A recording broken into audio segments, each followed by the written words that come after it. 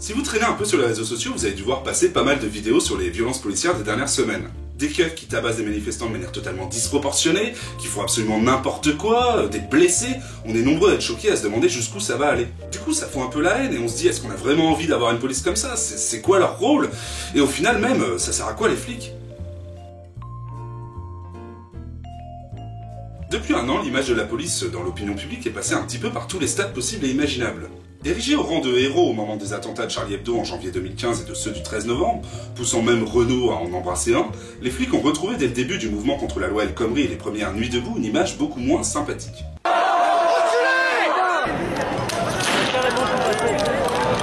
Tu peux te protéger, ça va faire très mal, ça va. Répression aveugle, violence, bavure, on ne compte plus les vidéos ou les photos montrant sur internet les flics en train de péter une durite ou de dépasser sciemment les limites de ce qu'on peut accepter de la part d'une police républicaine. Des keufs qui pourchassent à la fois les tarés de Daesh et des manifestants presque toujours pacifistes, ça a de quoi surprendre et révolter. Alors pour bien comprendre comment on en arrive là, faut repartir de la définition même de police. La police est un service public dont le but est de faire concrètement appliquer la loi, de garantir la sécurité et la protection des personnes et des biens, et de développer un boulot de prévention sur tout un tas de conduites à risque. En France, ce qu'on appelle communément la police est divisé en plusieurs branches, les principales étant la police et la gendarmerie. Ces deux grandes familles étant elles-mêmes divisées en tout un tas de structures spécialisées, les gardiens de la paix, le GIGN, la police aux frontières, la BAC, les brigades cynophiles, les CRS, etc. Jusque-là, rien de sorcier. Donc la police est un service public indispensable au bien-être de tous les citoyens. Enfin, presque. Parce que souvent la police n'est pas utilisée dans l'intérêt général, mais dans celui de ceux qui la contrôlent, nos dirigeants qui utilisent les keufs pour servir leurs discours et orientations politiques, faisant taire des opposants, harcelant certaines populations, faisant du spectacle pour contenter certains électorats. Il y a plein d'exemples de ça, et je vais en prendre deux. Souvent, on entend les syndicats de policiers dénoncer la politique du chiffre. Alors ça veut dire quoi? En gros, la politique du chiffre, c'est quand on demande aux flics d'avoir des statistiques de répression toujours plus hautes, de faire plus de PV, plus de contrôles, plus d'arrestations pour entrer dans des quotas qu'on leur donne.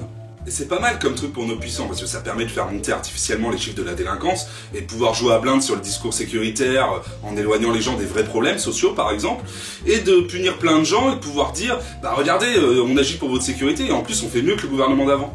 Et la conséquence de tout ça, c'est qu'on a une police sous pression, poussée à faire du zèle par des directives internes, pressurisée au maximum, et qui pète les plombs de plus en plus souvent, avec tout ce que ça comporte de tensions, d'altercations gratos, et de bavures. Et en plus, c'est totalement débile comme truc, parce que, bon, le rôle de la police, ça peut être de verbaliser et d'arrêter des gens, mais que s'il y a besoin. Tu vas pas te mettre à arrêter des mecs comme ça, juste parce que faut que t'en fasses 5 par semaine, c'est totalement con. À part si t'es dans Minority Report, y a aucun moyen de connaître les chiffres de la police à l'avance. Par contre, c'est quand même ce qu'on fait. Donc c'est aberrant. Un autre exemple, plus d'actualité. Récemment, 2 syndicats de police se sont plaints d'une directive interne leur demandant à Paris de laisser passer les casseurs dans les manifs au lieu de les arrêter avant. Parce que ça crée des débordements qui donnent une mauvaise image des manifestants dans les médias et que ça, c'est plutôt bon pour le gouvernement. Si ça, c'est pas n'importe quoi, il est où le rôle protecteur de la police là? On demande aux flics de laisser une situation explosive se déclencher, des violences avoir lieu, que les gens soient mis en danger, tout ça parce que ça arrange le gouvernement. Vous voyez le truc? D'ailleurs, je vous conseille de regarder la vidéo d'Osons causer sur le sujet, elle est cool et elle permet de bien comprendre cette affaire en détail. Donc en fait, le vrai problème, c'est pas la police, c'est la manière dont elle est gérée et utilisée. Et il faut rajouter à tout ça que, par soi-disant économie de moyens, les flics ont de moins en moins de formation et c'est fait dans des conditions aberrantes. Je vous renvoie au témoignage de certains policiers dans les dernières semaines. Et en plus, depuis l'état d'urgence de Valls, les policiers font des heures incroyables, ils sont tous crevés, et c'est n'importe quoi. Le seul truc qui semble ne pas baisser en qualité, c'est leur armement, parce qu'on leur file des armes de plus en plus puissantes et qui sont utilisées de manière totalement irresponsable. Alors il y a le gaz évidemment, et ceux qui en ont déjà pris savent que ça a tendance à partir sans trop de raison, mais il y a pire, il y a les flashballs. Une balle en caoutchouc tire à 12 joules de puissance. Ceux qui en ont pris dans la tronche sont souvent défigurés, voire sont devenus borgnes. Le dernier c'était il y a un mois. Il y a aussi les grenades de désencerclement qui sont inoffensives à ce qui paraît, tellement inoffensives qu'il y a déjà eu un mort avec, Rémi Fraisse en 2014, et maintenant ils vont de plus en plus pouvoir utiliser des tasers. Et tout ça c'est sans parler des coups de matraque traditionnels on va dire. Et ce qu'on voit sur les vidéos qu'on trouve un peu partout sur internet, c'est qu'il y a des flics qui n'hésitent pas à se servir de toutes ces armes avec zèle.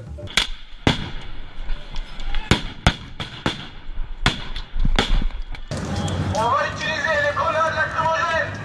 Bon après oui, des flics pourris et violents, il y en a, mais c'est pas forcément la majorité. Le problème c'est que c'est un peu comme chez les journalistes, c'est les trous du cul qui se voient le plus et qui font le plus de dégâts.